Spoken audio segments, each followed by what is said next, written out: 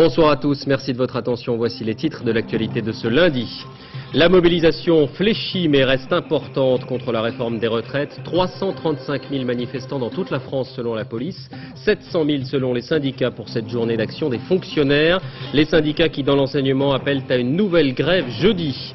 Y a-t-il un risque d'annulation des examens? Des épreuves ont à nouveau été perturbées aujourd'hui à Toulouse et à Perpignan. Notre invité ce soir, Gérard Aschieri, secrétaire général de la FSU, le principal syndicat enseignant. Nouvel attentat en Israël, le 5e en 2 jours. Il a fait 3 morts plus le kamikaze dans un centre commercial de la ville d'Afkoula, au nord du pays. Mais George Bush réaffirme sa conviction que le processus de paix avancera. De nouvelles sanctions contre les violences conjugales. L'expérience est menée à Douai. Les maris violents sont éloignés du domicile et placés en foyer. En général, c'est plutôt l'inverse. C'est l'enquête de cette édition. Enfin, à l'occasion du Festival de Cannes, ce palmarès des salaires des acteurs français, surprise, c'est Jamel Debbouze qui est en tête. 2 100 000 euros, près de 14 millions de francs pour 2002, grâce notamment à Astérix. C'est une nouvelle semaine d'épreuves qui a commencé aujourd'hui pour le gouvernement et sa réforme des retraites. À l'heure des comptes, cette journée d'action donne à chacun des motifs de satisfaction. Côté syndicat, on note que la mobilisation reste conséquente. Côté gouvernement, on relève que le nombre de grévistes et de manifestants est en baisse par rapport à la semaine dernière. Une fois de plus, c'est à Paris que le défilé était le plus fourni. 38 000 personnes selon la police, 100 000 selon les syndicats. Reportage Peggy Leroy, Mathias Barois. Le ton est donné, la réforme fait grogner les fonctionnaires. Alors en musique ou en chanson, ils ont lancé un message, travailler plus longtemps, non merci, pas pour eux. En fin de carrière, se retrouver face à des élèves de 15 ans, quand on en a 60, il y a un petit problème de crédibilité vis-à-vis des élèves et ce sera très dur à gérer, je pense.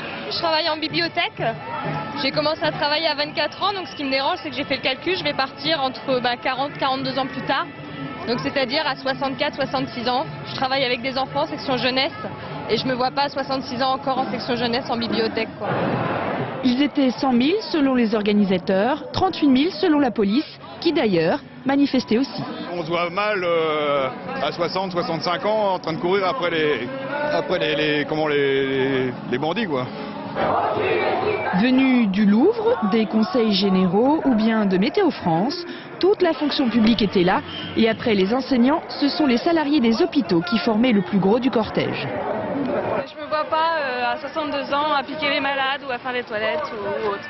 Vous vous imaginez à 60 ans pousser des brancards avec des personnes dessus qui n'ont pas un poids plume, donc 1 an ou 2 ans de plus, c'est vraiment énorme, quoi. Quelle que soit leur profession, les fonctionnaires se sentent visés par la réforme des retraites. Dans cette manifestation bigarrée, les salariés de la fonction publique ont exprimé leur mal-être. Et pas de perturbation donc dans les transports. La SNCF comme la RATP et les régies urbaines des plus grandes villes de France n'étaient pas associées à ce mouvement, à l'exception de Marseille. Mais pour d'autres raisons, des grandes villes qui ont également accueilli de très nombreux rassemblements, un peu partout dans les régions. Voici la liste non exhaustive des plus importants défilés dressés par l'agence France Presse. Images commentées par Alix Bouyagay et on commence précisément par Marseille. Au bout de cette ficelle traînée sur le pavé marseillais, le livre sur l'école de Luc Ferry. Il avait été adressé il y a quelques semaines à tous les enseignants, visiblement sans succès puisqu'ils étaient nombreux cet après-midi à manifester, 25 000 selon la police, 100 000 selon les syndicats. En ligne de mire, la décentralisation et les retraites. Avec un départ à la retraite, je suis obligée d'aller jusqu'à 65 ans. J'aurai pas le taux plein parce que je suis rentrée très tard, parce que j'ai de l'expérience, parce qu'on a fait des études qui ne sont pas prises en compte. Et je vais partir avec à peine 5 000 francs. Marseille, bloquée par les manifestants, bloquée également par la grève des transports en commun. Ni les métros ni les tramways ne fonctionnaient aujourd'hui. Il fallait en vouloir pour descendre cet après-midi dans les rues de Lyon. Mais le violent orage qui s'est abattu sur la ville n'a pas empêché une dizaine de milliers de personnes de manifester. Au nombre des revendications, les retraites toujours et la décentralisation. 10 000 manifestants également du côté de Rennes, cette fois-ci sous le soleil. Dans la foule, beaucoup d'enseignants, mais aussi du personnel des impôts ou encore de la santé. Tous ont réclamé le retrait du projet de réforme des retraites. À Lille, les manifestants ne veulent plus croire au Père Noël. Ils étaient entre 12 000 et 20 000 dans les rues. On n'est pas contre le fait de cotiser plus, hein, à condition que ça serve à tout le monde. Hein, et que, comme on le dit dans les slogans, que les jeunes aient du travail et que les vieux aient le droit de se reposer. Des manifestations également en Outre-mer. Ils étaient entre 8 000 et 20 000 à Saint-Denis de la Réunion. La Réunion où les enseignants poursuivent des mouvements de grève depuis plus d'1 mois. Les enseignants qui sont bien, on l'a compris, au centre de cette journée. Ils protestent effectivement contre la réforme des retraites, mais pas seulement. Voici les 2 autres motifs d'inquiétude. La décentralisation annoncée d'une centaine de milliers de personnels non enseignants, il faut le préciser. Il s'agit essentiellement d'ouvriers et techniciens attachés à l'éducation, mais aussi des conseillers d'orientation, des assistants sociaux et des médecins scolaires. Autre motif de grogne, un budget jugé trop faible avec, on le sait depuis plusieurs mois, la suppression de 5 600 postes de surveillants et de 20 000 emplois jeunes. En contrepartie, le gouvernement annonce la création de 16 000 postes d'assistants d'éducation à nouveau statut. Alors l'une de nos équipes a suivi un groupe d'enseignants aujourd'hui, un groupe d'enseignants d'Aulnay-sous-Bois, Parole de prof, reportage Florence Griffon, Yves Ginquin. En 1 mois de grève, ces profs commencent à avoir leurs petites habitudes. Ils sont jeunes, non syndiqués et enseignent pour la plupart dans des collèges difficiles. Quand la Seine-Saint-Denis monte à Paris, c'est avec un objectif bien précis. On va essayer une fois de plus d'être reçus et de pouvoir commencer à dialoguer avec notre ministre. Décentraliser, non, non, non, non, non. Décentraliser, non, non, non, non. Beaucoup de chansons contre la décentralisation, mais peu de banderoles contre les retraites. À Aulnay comme ailleurs, les profs en veulent d'abord à Luc Ferry. Et qui comprennent que casser la cohérence de l'équipe éducative en dispersant les personnels, c'est pas une solution pour régler les problèmes de violence. Pour moi, la décentralisation, c'est transférer des personnes et de l'argent ailleurs, mais ça ne traite pas les problèmes de l'illettrisme, de la déscolarisation. On les dit déprimés, démobilisés. Eux veulent prouver le contraire. Les problèmes existent, d'autres solutions aussi. Moi, ça fait 4 ans que j'enseigne, je suis très contente de faire ce métier. C'est vraiment quelque chose que je veux poursuivre encore très longtemps. Maintenant, ce dont on a l'impression, c'est que le ministère ne comprend pas ce qu'on veut. Ils veulent rogner sur les budgets. Or, on ne peut pas faire de l'éducation sans argent. Plus que quelques kilomètres sous la pluie, et c'est déjà fini, du moins pour aujourd'hui. Moi, je suis en grève depuis 1 mois et je le resterai. Il n'est pas question que je fasse 1 mois de grève pour rien avoir au bout, ça c'est sûr. Et le problème, c'est que le bac, c'est justement dans 1 mois. On va en parler dans un instant. D'abord, sachez que là encore, le ministère de l'Éducation parle d'un nombre de grévistes en baisse, 40 à 52% parmi les enseignants, c'est moins que la semaine dernière. Les syndicats, eux, parlent de 75%. Côté parents et côté élèves, c'était encore une nouvelle journée de débrouille. Reportage Nabila Tabouri, Jean-Marc Nouknouk. On va un petit peu travailler. Oui, on va travailler un petit peu. Il va falloir occuper la journée, hein, parce qu'il pleut. Voilà, et bah, puis, bon, je file au boulot, moi. Le passé composé. Béatrice doit maintenant affronter les embouteillages, mais elle a au moins réussi à caser sa fille Clémentine. Dans le rôle de la nounou, Guénolé. Cette maman de 4 enfants ne travaille pas. Elle a donc accepté de dépanner son amie pour la journée. Avec un S, être malade au passé composé. Hier... J'ai été malade, tu as été malade, il a été malade. Les maîtresses des 3 petites filles ne sont pas malades, mais en grève. C'était déjà le cas la semaine dernière.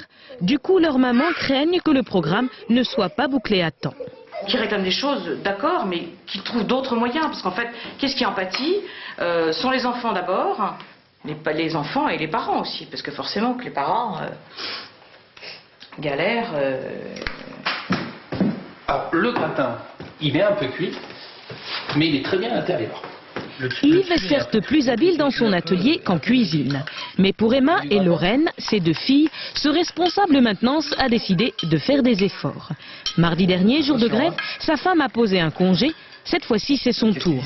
Ça ne lui pose aucun problème, il est complètement solidaire du mouvement des enseignants.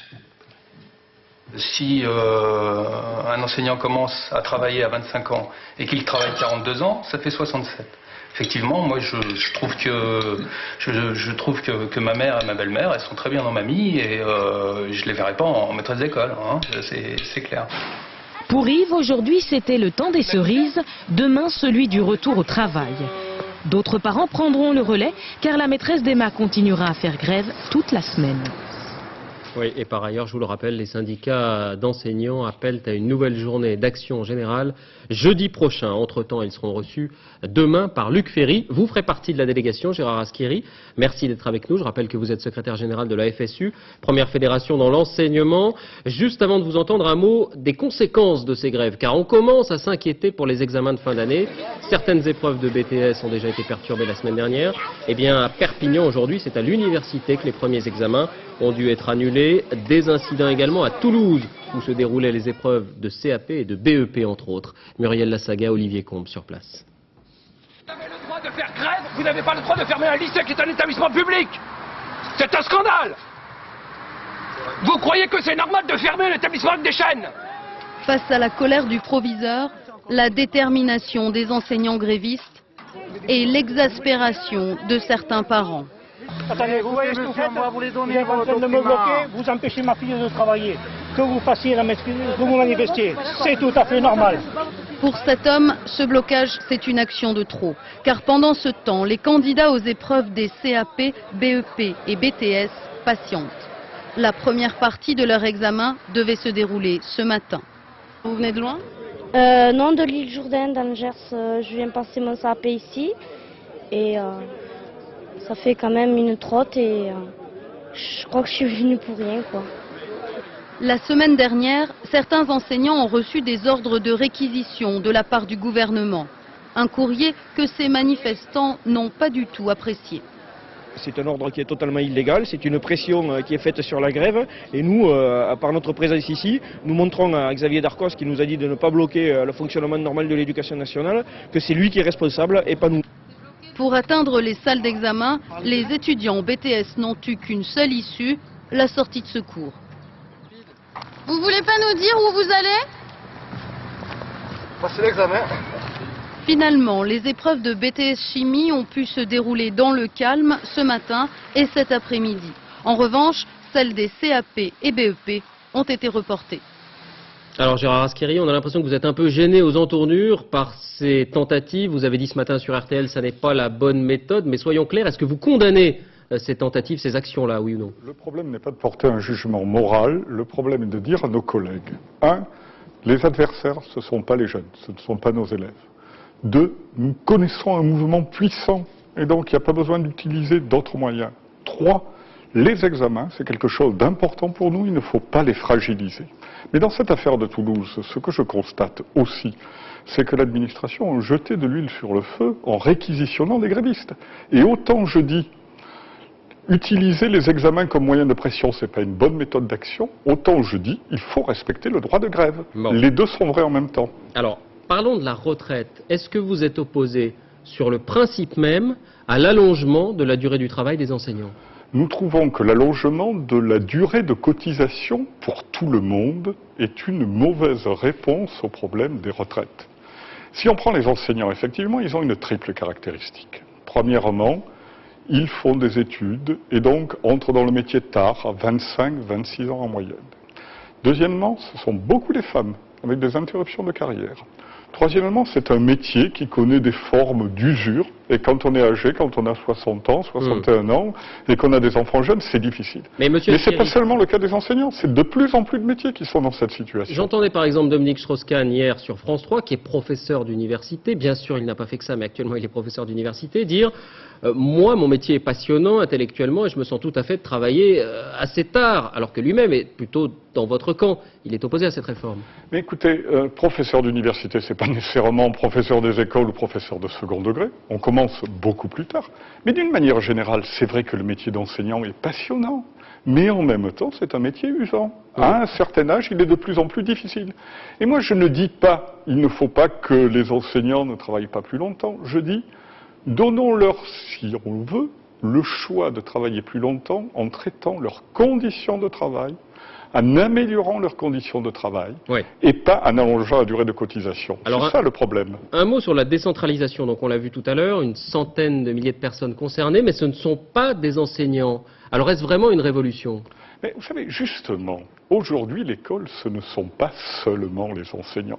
Et ce dont nos collègues ont fortement conscience, c'est que pour travailler bien, il leur faut avec eux travailler en équipe avec des assistantes sociales, avec des conseillers d'orientation, avec des cuisiniers, avec des personnels administratifs. Mais ils sont toujours là ?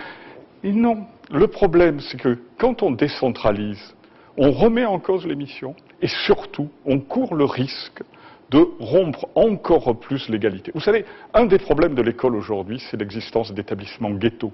C'est l'inégalité, c'est ce qu'on appelle la fracture scolaire. Eh bien, nous, on pense que ce n'est pas en décentralisant qu'on va régler ça. Oui. Le risque, c'est de l'accentuer. Un dernier mot, Gérard Asqueri, et votre réaction à une image, cette image qui a choqué certains, ces livres de Luc Ferry, jetés par-dessus les grillages, jetés parfois à la tête du ministre. Elle a choqué parce que le livre, c'est le symbole du savoir, quels que soient les sentiments ou les mauvais sentiments qu'on éprouve pour son contenu ou son auteur. Est-ce qu'elle vous a choqué, vous aussi ? Je ne veux pas être méchant pour M. Ferry, mais quand on regarde ce qu'il y a dans son livre, c'est pas un livre, il n'y a pas une pensée, c'est un instrument de publicité, de propagande, pour être gentil. Et nos collègues n'ont pas supporté, en fait, que alors qu'ils posent des questions et des questions précises, on leur réponde sur autre chose que les questions qu'ils posent. S'il y a une chose que vous allez lui demander demain, un point sur lequel vous serez inflexible, quel est-il ? C'est notamment l'affaire de la décentralisation. Nous, on ne veut pas des transferts de personnel qu'il prétend imposer. Remettons tout ça à plat, c'est essentiel. Merci Gérard Asqueri d'avoir été avec nous ce soir. Et un sondage pour terminer sur cette épreuve de force en cours. Eh bien, les Français seraient plutôt derrière les syndicats, si l'on en croit cette enquête de l'Institut Louis Harris pour l'Express et RMC Info. 54% se disent du côté des grévistes, 29% du côté du gouvernement. Et puis sachez que le débat sur les retraites continue sur France 2. Ce soir, dans Mots croisés, Arlette Chabot reçoit notamment Jean-Paul Delevoye, ministre de la fonction publique, Ségolène Royal et François Chérec. Une belle affiche à suivre à partir de 23h30.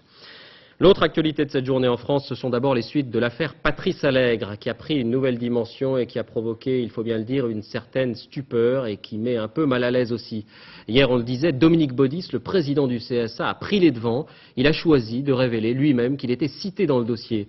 Je vous rappelle que des prostituées accusent la police d'avoir couvert les crimes de Patrice Allègre parce qu'il aurait été au cœur d'un réseau de prostitution fréquenté par de hautes personnalités. Dominique Baudis parle de calomnie, de machination. Les avocats des prostituées ont également réagi aujourd'hui. Florence Bouquilla, Yvan Martinet. C'est hier soir que Dominique Baudis a décidé d'anticiper une possible convocation de la justice dans l'affaire Allègre. D'ex-prostituées affirment en effet que l'ancien maire de Toulouse participait avec le tueur en série à des soirées sadomasochistes mêlant actes de torture et viol, y compris sur des mineurs. Ces accusations, Dominique Baudis les qualifie d'effarantes machinations. Vous dites vous-même. La calomnie, je vais l'affronter face à face, les yeux dans les yeux, et je vais la prendre à la gorge.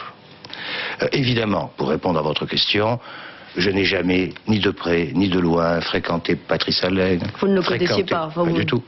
Fréquenté les proxénètes, ni participé ou organisé des soirées barbares. Croyez-moi, je ne baisserai pas les bras tant que je ne saurai pas qui est à l'origine de cette saloperie. Au début de l'année, 2 ex-prostituées sont entendues séparément et à plusieurs reprises par la justice. Sur photo, elles identifient plusieurs notables toulousains. J'ai reconnu des hommes en robe rouge, j'en ai reconnu avec des galons, d'autres avec des habits d'avocat, et puis d'autres qui étaient en habit normal. Et Patricia cite Dominique Baudis. Selon elle, il aurait participé à des soirées avec Patrice Allègre. Elle m'a dit très précisément qu'elle savait ce qu'elle avait vécu, qu'elle sait par où elle est passée et qu'elle sait parfaitement ce qu'elle a raconté aux gendarmes et qu'elle a dit la vérité. L'ancien maire de Toulouse, aujourd'hui président du Conseil supérieur de l'audiovisuel, dénonce une machination. L'industrie pornographique chercherait, selon lui, à freiner sa lutte contre les programmes porno à la télé. Alors pour bien comprendre comment cette affaire a éclaté, il faut revenir au déroulement de l'enquête sur les crimes de Patrice Allègre. On s'est aperçu, bien des années plus tard, qu'elle avait été freinée, retardée cette enquête par des négligences policières. Négligence ou complicité, c'est toute la question. Yasmina Farber. Devant la cour d'assises de la Haute-Garonne, Patrice Allègre est condamné à la perpétuité pour 5 meurtres et 6 viols commis en 89 et 97. Pour les enquêteurs, le tueur en série n'est pas resté inactif pendant 7 ans. Après son arrestation en 97, les gendarmes récupèrent l'enquête. Ils élucident 2 affaires étranges. Les morts de Valérie Tariotte et Martine Mathias, classés suicides par la police, malgré des faits troublants, les mains liées, des blessures, des bâillons dans la bouche. Une cellule spéciale de la gendarmerie, baptisée Homicide 31, va tenter de reconstituer le puzzle Patrice Allègre. Les gendarmes travaillent sur les relations du criminel. Ils découvrent ses liens avec le monde de la prostitution. On voyait apparaître effectivement cet individu-là avec de nombreuses connaissances dans ce milieu de la prostitution toulousaine, sachant que ça pouvait avoir d'éventuelles conséquences beaucoup plus importantes pour le développement de l'enquête. Difficile d'enquêter dans ce milieu. Pendant de longs mois, les prostituées fuient les gendarmes et pour cause. 2 femmes vont finalement affirmer que des policiers toulousains couvraient les agissements de Patrice Allègre. Elles le présentent comme l'homme de main d'un proxénète. Lors d'une confrontation, elles l'accusent d'avoir tué sous leurs yeux Lynn Galbardi, une autre prostituée. Je dis que j'ai le vertige, ce qui signifie que nous sortons d'une affaire simple pour aller vers une affaire extrêmement complexe et compliquée, qui fait froid dans le dos. Un magistrat reconnaît avoir bu un apéritif avec Patrice Allègre de manière fortuite. Et puis il y a ce parfum de scandale autour des soirées sadomasochistes impliquant des notables. Le procureur de la République a insisté sur le besoin de vérification. Il veut que la justice avance sur le terrain des certitudes. Justice toujours en bref, on s'y attendait. Le procès de l'ex-adjudant Pierre Chanal dans l'affaire des disparus de Mourmelon a été renvoyé au mois d'octobre du fait de son incapacité à comparaître. Pour les familles des victimes, la déception était évidemment très vive. Le retour des conférences de presse clandestines en Corse, une quarantaine d'hommes du FLNC, armés, cagoulés, ont revendiqué 31 attentats en 2001 et 2002. Ils ont surtout contesté la réforme du statut de la Corse, alors que les principaux mouvements nationalistes appellent à voter oui au référendum local du 6 juillet. Cette conférence intervient à la veille de la visite de Nicolas Sarkozy. Il est attendu jeudi et vendredi sur l'île. À l'étranger, d'abord, ce nouvel attentat suicide en Israël. Le kamikaze a fait exploser sa charge à l'entrée d'un centre commercial d'Afula, dans le nord du pays. Bilan 4 morts, dont lui-même, et une trentaine de blessés. Attentat revendiqué par le djihad islamique. Israël est confronté à une offensive générale des islamistes, puisqu'il s'agit de la 5e action terroriste en 48 heures. C'est évidemment l'ébauche de discussion de paix qui est visée. Et puis cette vague d'attentats illustre aussi la difficulté pour Israël à empêcher les attentats, malgré le bouclage généralisé des territoires et malgré l'occupation de la quasi-totalité de la Cisjordanie. Dernière initiative de l'État hébreu, une police spéciale dans les autobus, souvent pris pour cible par les kamikazes. Reportage Charles Anderlin.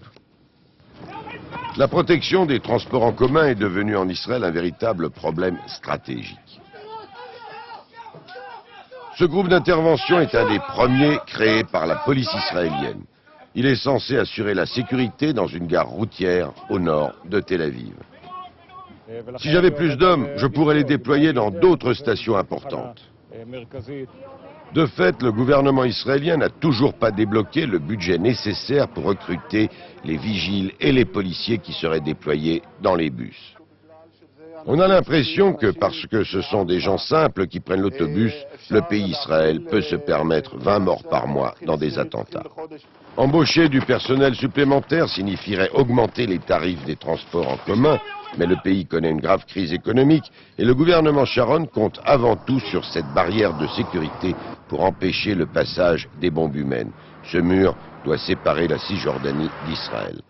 Depuis le début de l'intifada, il y a 2 ans et demi, 24 autobus ont été la cible d'attentats qui ont fait 153 morts et des centaines de blessés. Et côté palestinien, le Fatah de Yasser Arafat et du Premier ministre Abou Mazen est aussi aux prises avec les intégristes. Des affrontements ont fait 7 morts et 25 blessés entre Palestiniens, donc, dans un camp du Sud-Liban. Yasser Arafat qui a reçu une délégation de l'Assemblée nationale française aujourd'hui. Aucune cause ne justifiera jamais le terrorisme aveugle et barbare, a-t-il déclaré. Israël, vous le savez, l'accusait de s'être allié au Hamas et au djihad islamique. Dernière déclaration, George Bush qui reste optimiste. Quelques minutes après le nouvel attentat, il réaffirmait sa confiance dans l'avancée du processus de paix. Au Maroc, l'enquête progresse après les attentats de Casablanca. 2 ressortissants égyptiens et un saoudien sont interrogés, mais vous le savez, le royaume soupçonne des mouvements islamistes locaux. Sur place, Christian Autin, Vincent Bouffartigue. On ne passe pas. Bloqué, ce groupe de députés du Parti de la Justice et du Développement ne peut accéder à l'hôtel touché par un des attentats de vendredi soir. Le principal parti de l'opposition et surtout seul parti islamique marocain voulait ainsi exprimer sa condamnation des actions terroristes qui a secoué Casablanca.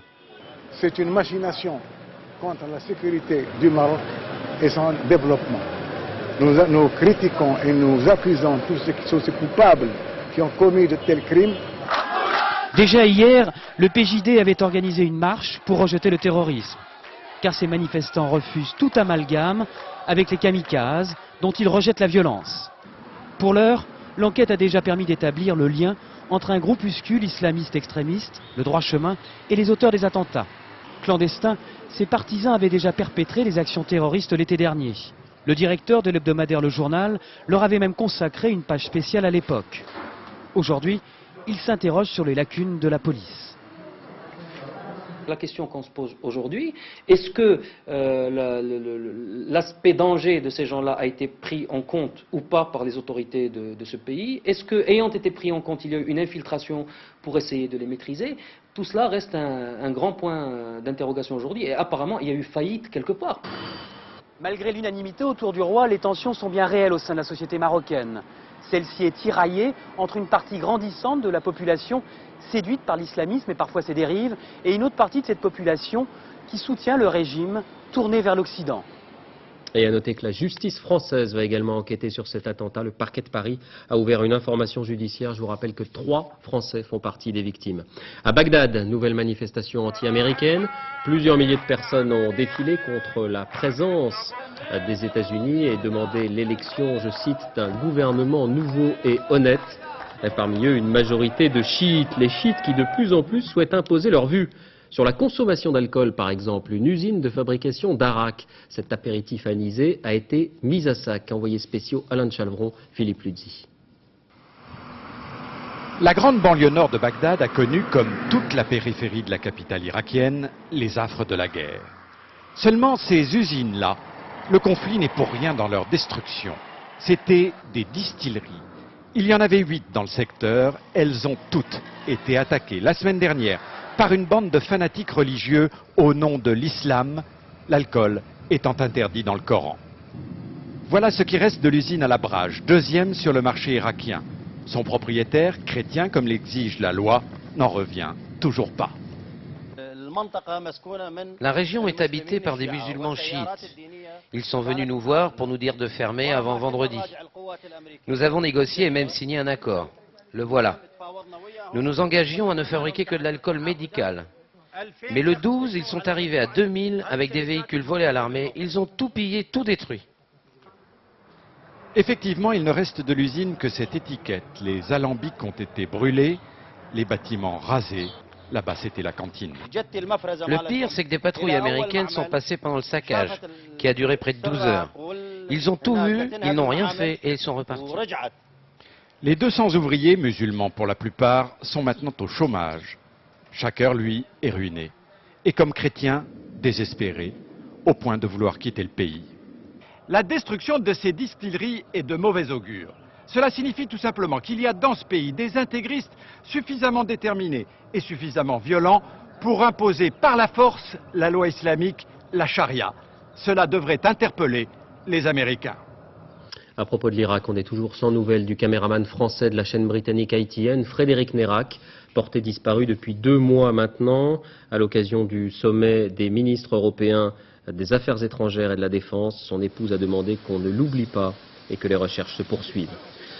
En bref, les élections législatives en Belgique, la coalition des socialistes et des libéraux reste majoritaire. Le Premier ministre Guy Verhofstadt sera donc reconduit, sauf surprise, dans ses fonctions de Premier ministre. À noter la poussée de l'extrême droite, le Vlaams Blok a recueilli entre 18 et 19% des suffrages. En France, cette expérience en cours au tribunal de Douai contre les violences conjugales. Regardez d'abord ce chiffre. 1 femme sur 10 se dit victime de mauvais traitements, violences physiques ou verbales. Tout aussi alarmant, elles sont entre 2 et 3 sur 100 à se dire battues. Et le chiffre évolue peu depuis plusieurs années. D'ordinaire, on songe d'abord à protéger les victimes, à éloigner les femmes du foyer. Eh bien, la démarche des magistrats de Douai est exactement inverse. C'est l'homme, le mari violent, qui est écarté du domicile. Il est placé en foyer pour une durée de 1 à 15 jours. C'est l'enquête de cette édition. Elle est signée Agnès Gardet, Annie Triboire. Votre fille dit papa a encore frappé maman, il a cassé une chaise sur elle. Et elle nous dit également qu'à une reprise, donc, vous avez brisé une cheville et cassé des doigts à la main de votre femme. Les faits remontent à quelques jours seulement. Dénoncés dans un petit commissariat, on aurait pu en rester là, comme dans bien des cas. J'aimerais vous entendre sur ces violences, monsieur. Il y a des jets de vaisselle, tout ça, d'accord? Mais je ne frappe pas dessus. Bah, écoutez, monsieur, vous ne frappez pas dessus. Alors comment expliquez-vous cet album photographique de la victime qui a été pris, où il y a quand même des violences avérées, des bleus sur tout le corps, des côtes cassées? Qu'est-ce que vous en pensez, monsieur? Elle a fait ça toute seule? Elle est tombée toute seule? Elle tombe. Hein. Elle a dérapé toute seule? Elle tombe. Hein. Ah, elle tombe, d'accord. C'est quelqu'un qui ne tient pas sur ses jambes. C'est original comme réponse, monsieur. Je vous signale quand même que j'ai un certificat médical avec des côtes cassées qui correspondent tout à fait au fait que vous avez donc cassé une chaise sur elle au niveau des côtes. Alors, ça ne correspond pas à une chute, monsieur. Alors, expliquez-vous là-dessus. J'ai lancé une chaise. Vous avez lancé une chaise sur elle? J'ai lancé une chaise. Bon, vous le reconnaissez? Je ne l'ai pas visée aussi. Ah, vous ne l'avez pas visée. Vous avez visé quoi, monsieur? J'ai jeté la chaise à travers tout. Vous savez que c'est pareil, que ça correspond à des violences. Je crois qu'il faut quand même prendre ses responsabilités, monsieur. Oui. Mais il ne faut pas tout me mettre sur le dos. Hein. Oui. Mal à l'aise, le mari esquive. Mais le parquet de Douai a décidé de le poursuivre pour coups et blessures. Je vais sortir d'ici. Comment ça va se passer? Quand vous allez sortir d'ici, monsieur, vous irez donc à l'hôtel social à Emmaüs. Évidemment, vous continuerez votre travail comme d'habitude. Mais il est hors de question que vous rentriez à domicile. Autrement dit, c'est le conjoint violent qu'on éloigne de la maison et de son souffre-douleur. Pour une nuit ou plusieurs dans ce foyer d'urgence, le temps de calmer les esprits, comme on le ferait en cellule de dégrisement. Vous pouvez rentrer à 18h30. Rentrer à 18h30, interdiction de retourner au domicile familial. Ouais, ça va. Avec, forcément, il faut que vous soyez rentré pour 18h30, pas en état d'ébriété, important. À respecter le règlement que vous donnez à lire et à signer. Et là, il va découvrir l'univers d'un foyer pour SDF, un univers qu'il soupçonnait à peine, en espérant que ce changement de décor provoque une prise de conscience. C'est quand même stressant, hein. De venir comme ça, je ne connais pas du tout. Hein. Ah, pour moi, c'est une punition. Je n'ai jamais trouvé normal que ce soit le mari ou le concubin qui reste chez lui et que ce soit la maman qui soit pénalisée, la victime qui soit pénalisée. À la sortie du foyer, si les faits se reproduisent, c'est devant le tribunal correctionnel que ces hommes violents comparaîtront, risquant alors 3 à 5 ans de prison. L'environnement avec les recherches sur la survie des gorilles, une espèce, vous le savez, en voie d'extinction au Congo et au Rwanda. Il n'en resterait que 350. Ce sont les bébés qui sont les cibles des braconniers. Et du coup, leurs mères qui les protègent sont très souvent tuées. Toute la difficulté pour les défenseurs de la nature est de réinsérer ensuite les jeunes gorilles rescapés dans leur milieu naturel. Isabelle Quintard. Elle allait bientôt être vendue. Ce bébé gorille de 3 ans et demi ne doit son salut qu'à l'arrestation de ses ravisseurs, 9 braconniers qui, pour la capturer, ont tué ses parents. Pour enlever un enfant gorille, vous êtes obligé de tuer toute la famille, car les gorilles sont très protecteurs et ils ne laisseront pas leurs petits s'en aller. Donc c'est beaucoup de massacres pour avoir un seul petit qui, selon toute probabilité, ne survivra pas.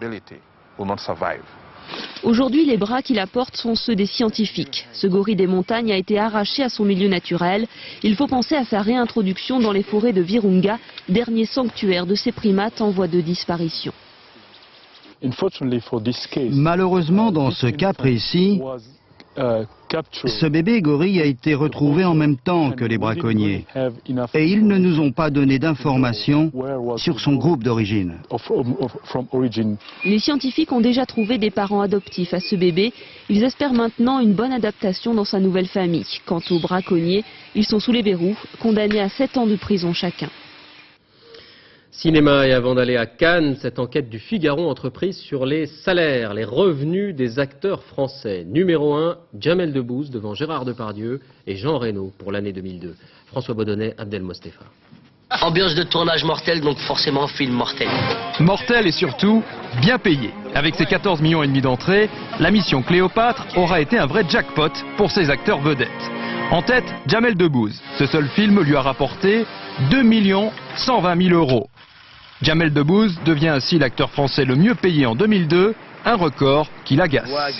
C'est indécent, il y a des millions de chômeurs en France, et il y a des gens qui sont dans le besoin, pourquoi on étale ces chiffres-là? Mon père, toute sa vie, il a été à 3 700 francs. Aujourd'hui, alhamdoulilah, il a un fils qui a réussi à s'en sortir comme il fallait. Donc nous, on vit les choses comme elles nous viennent, on l'a pas prévu. Je suis très fier d'être passé du RMI à l'ISF, j'ai aucun problème avec ça. Numéro 2 au hit parade, Gérard Depardieu. L'an dernier, il a touché plus de 2 millions d'euros, là encore, surtout grâce à Astérix et Obélix. Viennent ensuite Jean Reno, 1 700 000 €. Christian Clavier, 1 650 000 €. Beaucoup d'argent donc, et un classement qui, sur la croisette, fait un peu désordre. Montrer que 10 comédiens touchent énormément d'argent cache le vrai problème de ce métier, sur lequel 80% des comédiens ont du mal à vivre de leur métier.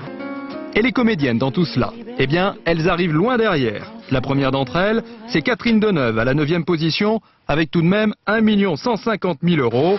Alors pourquoi au cinéma comme ailleurs, les hommes gagnent-ils plus que les femmes? Grâce à la potion magique.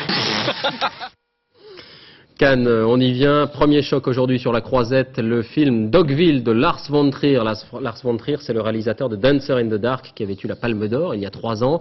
Il revient avec un film de 3 heures au décor minimaliste et avec Nicole Kidman dans le rôle principal. Pascal Deschamps, Patrick de Schmecker.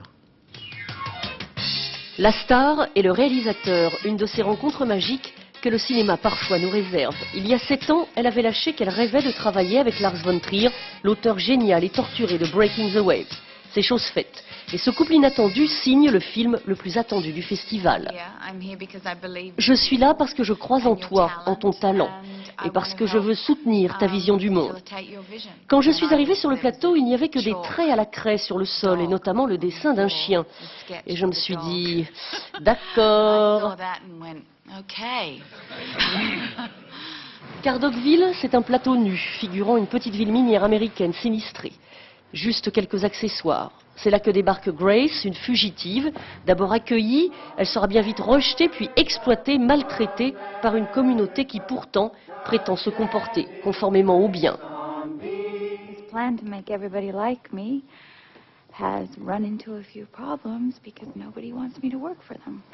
I would really like to offer something in return. Une allégorie sur la vengeance, sur les forts et sur les faibles, que certains n'hésitent pas à qualifier de film anti-américain. Les États-Unis doivent se souvenir qu'ils sont les plus forts. Et encore une chose qu'on m'a dite quand j'étais enfant. Quand tu es le plus fort, tu dois être le plus juste. Tu dois réfléchir beaucoup plus longtemps avant d'agir. Tu ne dois pas être simplement agressif. Plus tu es fort, plus tu dois être responsable. Une polémique et une histoire tragique qui réveille un festival jusque-là endormi. Mais surtout, pour la première fois, on parle de Palme. C'est le grand film de ce festival et à mon avis, il est presque sûr d'avoir le Palme d'Or. C'est une fin qui est quand même pessimiste, mais qui est quand même pleine d'espoir, parce que si les gens changent, eh bien le monde pourra changer et tout le monde pourra vivre en bonne harmonie. Dogville, film superbe et radical, offre aussi à Nicole Kidman un de ses plus beaux rôles et lui ouvre le chemin du palmarès et du prix d'interprétation. Le sport et l'éthique du sport. Il y a 10 ans, jour pour jour, éclatait le scandale VAOM, la plus grande affaire de tricherie jamais révélée en France. C'est du football bien sûr, et c'est Jacques Glassman, un modeste joueur de Valenciennes, qui avait été le premier à dénoncer la corruption. Il y revient aujourd'hui dans un livre, il n'en a pas vraiment été récompensé. Christophe Duchiron, Frédéric Basile, Nathalie Jourdan. La vérité, toute la vérité, rien que la vérité, il l'avait dit et répété en son temps. En paix et sans reproche, 10 ans après les faits, Jacques Glassman raconte avec ses mots son épreuve, sans haine ni rancune. Ex-footballeur professionnel, droit comme la justesse. On a souvent dit que j'ai brisé le rêve de beaucoup de gens. C'est plutôt eux qui ont brisé mon rêve, hein, les gens qui ont proposé l'argent et puis qui ont mis en place toute cette magouille. C'est eux qui ont brisé mon rêve. Hein, et le rêve, c'est quoi? C'est le sport, c'est le défoulement, c'est l'éthique. Il a mis du temps et tout son cœur à décrire l'incroyable affaire de corruption, le feuilleton de l'été 93. Les mensonges des uns, les langues qui se délient, la justice qui commence à faire son œuvre.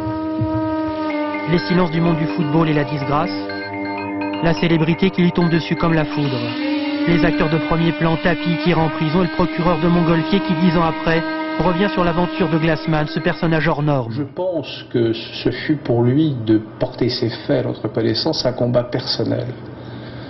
Eh bien, le résultat, c'est qu'il a été mis au banc du sport, presque de la société. Après une fin de carrière précipitée, il a connu le chômage. Il travaille aujourd'hui pour l'Union nationale des footballeurs professionnels, mais un doute l'habite encore. J'aurais préféré que ça n'arrive jamais, et je préférerais que ça n'arrive jamais plus. Mais ça, il y a un gros point d'interrogation. À l'épreuve des faits, Jacques Glassman a prouvé qu'il était un honnête homme. Point final.